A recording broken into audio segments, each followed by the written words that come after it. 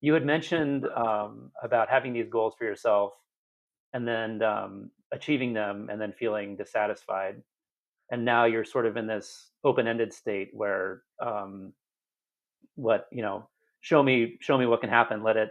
Do you find that people are actually limiting themselves by having goals, or are goals necessary to find some sort of achievement Um, that you can then build off of? yes and no. What do I mean by that? Goals are important to the extent that they create some kind of a structure for a person to move themselves forward, right?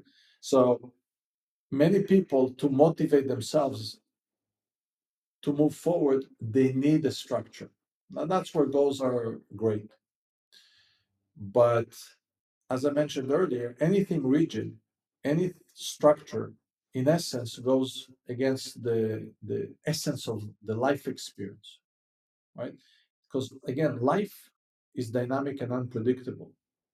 So you can set yourself goals, don't get too attached to it, and don't stick to them. And I know I'm saying something that's opposed to anyone that will ever teach anything around management or achieving achievements or etc. etc. I used to be like that. I was very, very goal oriented, measuring everything all my life until I realized it becomes a limit because there are two types of motivations essentially, a pull motivation and a push motivation. And motivation in general is a field that many books were written about, but it all boils down to two. If you think about it, what is pull motivation and what is push motivation? Essentially, push motivation is one thing and it has two manifestations. We're being pushed forward because one of two things, either an outcome that we don't want, we're afraid that it will happen, or an outcome that we do want, we're afraid that it won't happen. Either way, Here. if you listen carefully, it's fear, Yeah. right? Now, fear, essentially, it's like planting a rotten seed.